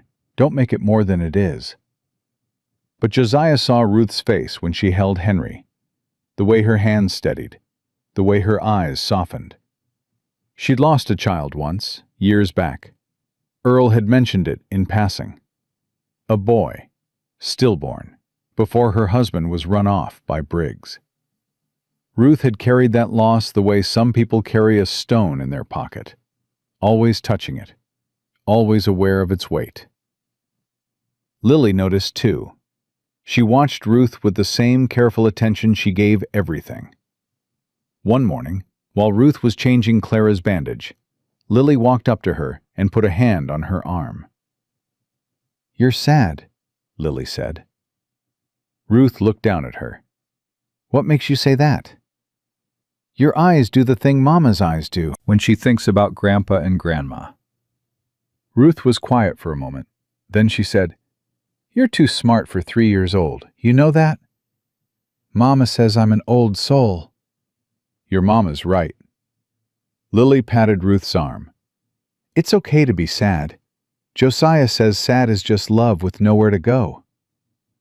Ruth looked at Josiah. He was standing at the hearth with his back turned, pretending he hadn't heard. His ears were red. "He said that, did he?" Ruth said. "He said it to me when I was crying for Mama. He said the sad meant I loved her so big it hurt." Ruth wiped her eyes with the back of her hand. "Well, he's smarter than he looks." "That's what Mama says too." Clara laughed from the bed. It was a real laugh, full and warm, and it filled the cabin in a way that made Josiah's chest ache. He'd heard her laugh 3 times now. Each time it sounded less like something she had to work at, and more like something that just happened. By the 3rd week, Clara was on her feet, stiff, slow, one hand braced against the wall, but standing. Josiah tried to help her the first time she walked to the door. She shook him off. "I've been walking on my own since I was 16. I'm not stopping now.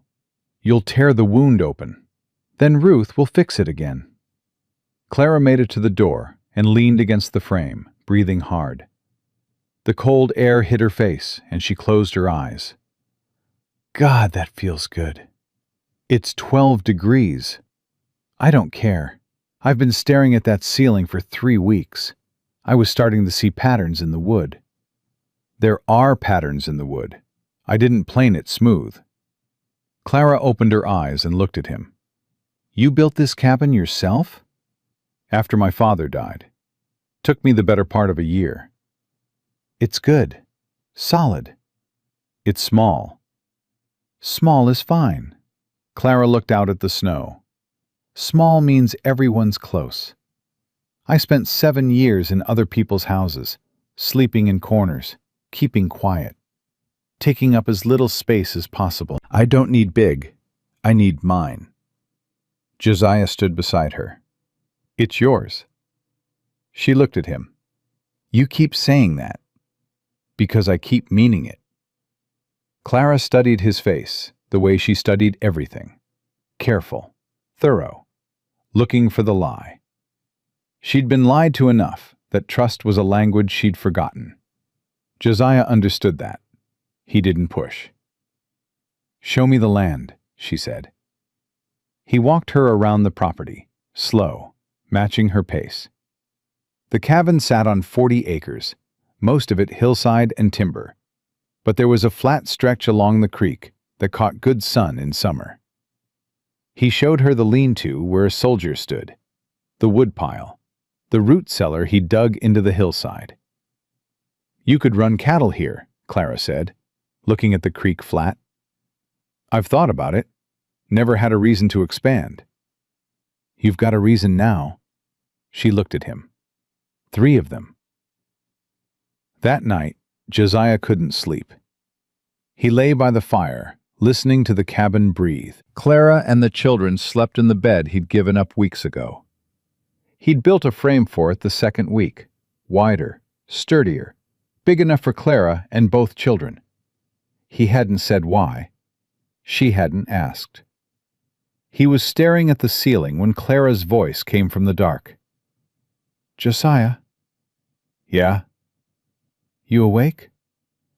"No, I'm talking in my sleep." A pause. "Was that a joke?" "Lily's not the only funny one." He heard Clara shift in the bed. "Come here." He sat up. "What's wrong?" "Nothing's wrong. Just come here." He walked to the bedside. Clara was propped on one elbow, Lily and Henry asleep beside her.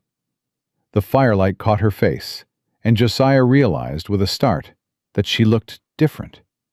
Not just healthier, though she was. Something in her expression had changed. The tightness around her eyes had loosened. The set of her jaw, always braced for impact, had softened. "Sit down," she said. He sat on the edge of the bed. Clara reached out and took his hand. Her fingers were warm now. She'd been cold every day since he'd met her, and now her hands were warm. "I need to say something," she said. "And I need you to let me finish before you talk." "All right." Clara took a breath.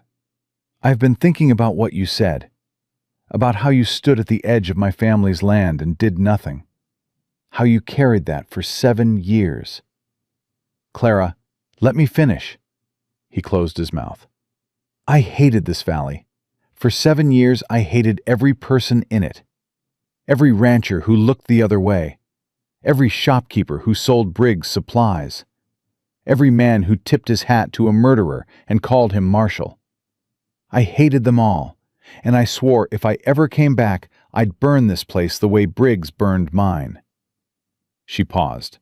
Her grip tightened on his hand. "Then I watched from the ridge. I watched you carry my children into this cabin. I watched you feed my son. I watched you sit on the floor next to my daughter and promise her you'd keep her safe. And I watched a town that had been silent for 7 years walk into a clearing with guns and Bibles and stand between a murderer and two children they'd never met. Her voice cracked. And I realized I was wrong. Not about the hate. The hate was earned. But about the people. People aren't just the worst thing they've done. They're also the best thing they do next. Josiah felt his throat close. You did nothing 7 years ago. That's true. But you did everything 3 weeks ago. And what you did 3 weeks ago is who you are. Not the boy who rode away. The man who stayed. Clara, I'm not finished. She wiped her eyes. I don't know how to be a family. I don't know how to stand still. I've been running so long, I don't know what it feels like to wake up and not be afraid. But I want to learn. Here, with you. That's all I'm asking. I know, and that's what scares me. Because you're not asking for anything I can't give. You're just asking me to stay. Is that so hard? It's the hardest thing anyone's ever asked me. They sat in the dark. Henry stirred between them, making the small sounds babies make in their sleep. Lily rolled over and threw her arm across her mother's waist. I'll stay, Clara whispered. Not because I owe you, not because I'm tired of running, because my daughter grabs your shirt in her sleep the same way she grabs mine, and my son reaches for your voice. And because when I look at you, I don't see a man who failed my family. I see a man who found them. Josiah couldn't speak.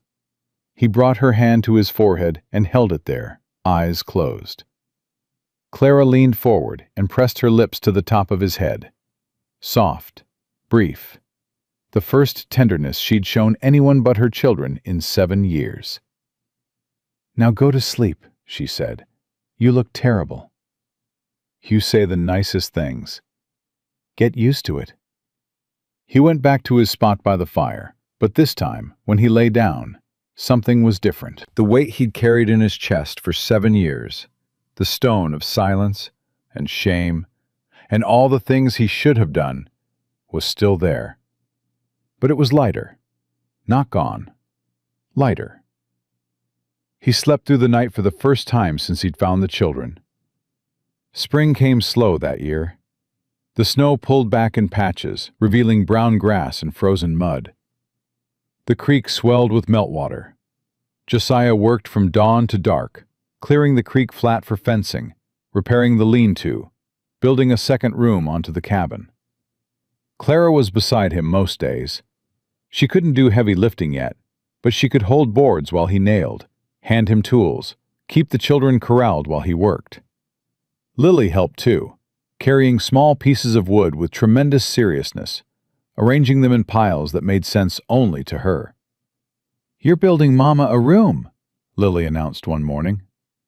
I'm building all of us more space. Mama says it's her room. Josiah looked at Clara across the worksite. She was sitting on a stump, nursing Henry, watching him with an expression he'd started to recognize. Amusement. She was amused by him. It was, he realized, the most terrifying and wonderful thing he'd ever experienced. It's the family's room, he said. Lily considered this. Are we a family? The question landed like a stone in still water. Josiah set down his hammer. Clara stopped what she was doing. Even Henry paused his nursing and looked up, as if he understood. Josiah looked at Lily. What do you think? I think families live in the same house and eat the same soup and don't leave. Then yeah, we're a family. Even though you're not our papa? Josiah's heart stopped. He looked at Clara. She was watching him, her expression unreadable, letting him navigate this on his own. I'm whatever you need me to be, Lily. Lily thought about that with the gravity only a 3-year-old could bring to a philosophical question. Then she said, I need you to be the person who doesn't leave. Then that's what I am. Okay. She picked up her small pile of wood and walked away, matter settled. Clara was still watching him when he turned back. Her eyes were bright. She didn't say anything. She didn't need to. Word came in April that Briggs had been arrested in Sacramento. A federal judge had issued a warrant based on testimony from a woman named Clara Whitfield and corroborated by 16 residents of the Elkhorn Valley. Pete Haskell had written to the territorial governor. Earl had ridden 3 days to deliver the letter personally. The preacher had signed an affidavit. Dawson, Tomas, Ruth, and a dozen others had added their names. The rider who brought the news was a young deputy from the territorial marshal's office. He sat in Josiah's cabin drinking coffee while Clara stood by the hearth, Henry on her hip, Lily at her side. "Marshal Briggs has been charged with arson, murder, and abuse of office," the deputy said. "He'll be tried in Sacramento. The territorial governor has removed him from his position, effective immediately." "Will he hang?" Clara asked. The deputy looked uncomfortable. "That'll be up to the court, ma'am." "He murdered my parents. He burned our home. He sent armed men after me and my children in a blizzard." "I understand, ma'am. The evidence is strong." Clara nodded. Her jaw was tight, but her voice was steady. "Then I'll testify, whatever they need." "You may be called upon to do so." After the deputy left, Clara stood on the porch for a long time, staring at the hills. Josiah came out and stood beside her. "You all right?" "I don't know." She folded her arms. "I've been waiting for this for 7 years. I thought I'd feel something. Relief, satisfaction, something." "What do you feel?" "Tired." She leaned against the porch post. "Just tired." "That's okay." "Is it? A man who killed my family is going to trial, and all I feel is tired?" "Clara, you've been fighting since you were 16. You've been running, hiding, surviving, protecting your children with nothing and nobody to help you. You've earned tired." She looked at him. "When did you get wise?" "I'm not wise. I just listened to Ruth." Clara almost smiled. "She is wise." "Don't tell her that. She'll start charging." This time Clara did smile, and then, slowly, she leaned against him. Not dramatically, not like a woman falling into a man's arms, just a slight shift of weight, her shoulder against his, her body acknowledging that there was someone beside her who could hold steady. Josiah didn't move. He just stood there, solid as the porch post, and let her lean. Lily appeared in the doorway. She looked at them, her mother leaning against Josiah, the two of them standing together on the porch. She studied the scene with those old soul eyes. "Mama?" "Yeah, baby." "Is the bad man gone?" Clara looked at Josiah. He nodded. "Yeah," Clara said. "The bad man is gone." "Forever?" "Forever." Lily nodded. Then she said, "Can I have a biscuit?" Clara laughed. The sound rang across the clearing, startling a bird from the nearest pine. Josiah laughed too, and Lily stood in the doorway looking confused, which made them laugh harder. "Yes," Clara said, wiping her eyes. "You can have a biscuit." "Two?" "Don't push it." Lily disappeared inside. Clara straightened, but she didn't step away from Josiah. She stayed close, her arm brushing his. "Josiah." "Yeah?" "I'm going to kiss you now." He turned to look at her. "You're warning me?" "I'm giving you a chance to run." "I told you, I'm done running." Clara put her hand on his jaw. Her palm was rough, calloused, warm. She looked at him the way she'd looked at him that first night, searching for the lie. She didn't find one. She kissed him, soft, brief, real. When she pulled back, her eyes were wet, but her mouth was smiling. "Too much salt," she whispered. He laughed so hard soldiers spooked in the lean-to. Summer came. The creek flat turned green. Josiah fenced it with Earl's help and bought 4 head of cattle from Dawson at a price that was more charity than business. Clara planted a garden behind the cabin. Tomatoes, beans, squash, herbs she'd learned from the Carter family. Lily appointed herself guardian of the garden and spent hours pulling weeds with the same fierce focus she brought to everything. Henry took his first steps on a July afternoon, lurching across the cabin floor from Clara's hands to Josiah's. He fell twice, got up both times. When he reached Josiah and grabbed his knee, Josiah picked him up and held him high. "That's my boy," he said. He froze. The words had come out without thinking. He looked at Clara, uncertain. She stood across the room, hands still outstretched from where she'd let Henry go. "Say it again," she said. "What?" "What you just said. Say it again." Josiah looked at Henry in his arms. The baby grinned at him, a wide, toothless, drooling grin. "That's my boy," he said. Clara crossed the room. She put her arms around both of them, Josiah and Henry, and held on.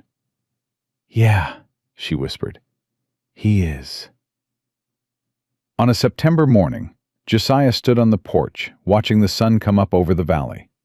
The hills were gold and red, the creek catching light. Smoke rose from the chimney behind him. Inside, Clara hummed a song he didn't recognize while she cooked. Lily argued with Henry over a wooden horse Josiah had carved for them, which was to say, Lily argued and Henry chewed on it. Earl rode up the road and dismounted at the gate. He walked to the porch, slow, and stood beside Josiah. "Sacramento court reached a verdict," Earl said. Josiah waited. "Guilty. All charges. He'll hang in October." Josiah closed his eyes. He breathed in. He breathed out. "Does Clara know?" "Telling you first," Josiah nodded. He looked through the window at Clara, standing by the hearth. Lily, pulling at her skirt. Henry on the floor, gnawing the wooden horse. A family. His family. "I'll tell her," Josiah said. Earl clapped him on the shoulder. "Your daddy would be proud of you, son." "I'm not sure about that." "I am. I knew the man. He made mistakes, same as all of us. But he'd look at what you built here, and he'd know his boy turned out right." Earl mounted his horse and rode off down the road. Josiah stood on the porch a moment longer. Then he went inside. Clara looked up from the hearth. Lily was trying to braid Henry's hair, which was too short and too fine, and stood up in every direction. Henry seemed unbothered. "Who was that?" Clara asked. "Earl." "What did he want?" Josiah sat down at the table. Clara set down the spoon and came to him. She read his face the way she always did, quick and thorough. "Tell me," she said. "Briggs, guilty. All charges." Clara stood very still. Her hand found the back of the chair. She gripped it. Her knuckles went white. "Mama?" Lily said, looking up from Henry's hair. Clara knelt down. She pulled Lily close with one arm and scooped Henry into the other. She held them both, pressing her face into Lily's hair. "Mama, you're squishing me." "I know. Let me." "Is it the good kind of crying again?" "Yeah, baby. It's the good kind." Josiah watched from the table. Clara looked at him over the children's heads. The tears ran down her face, but her eyes were steady, clear, free. "It's over," she said. "It's over." She stood.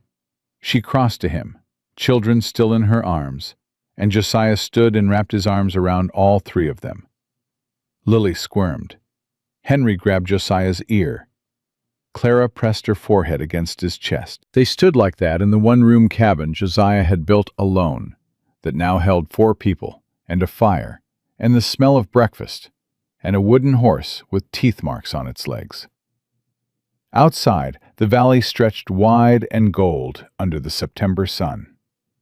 The creek ran clear over stones.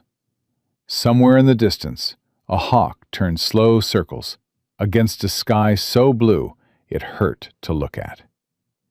7 years ago, Josiah Cole had ridden away from a burning house and called it someone else's problem. Now he stood in his own house, holding a woman and 2 children who had come to him out of a blizzard, and he understood something his father never taught him, and the war never showed him, and the years of silence never revealed. That courage isn't the absence of fear. It's what you do the morning after you've been afraid all night. It's the choice to stay when every instinct says run.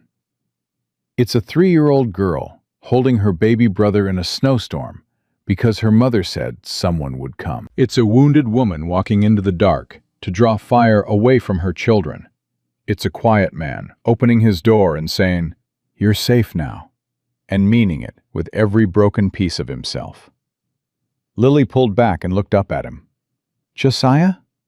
"Yeah?" "Is this forever?" He looked at Clara. She looked back at him, and in her eyes he saw the answer he'd been searching for since the day he found 2 children crying beside a dead horse in the snow. "Yeah, Lily," he said. "This is forever." And it was.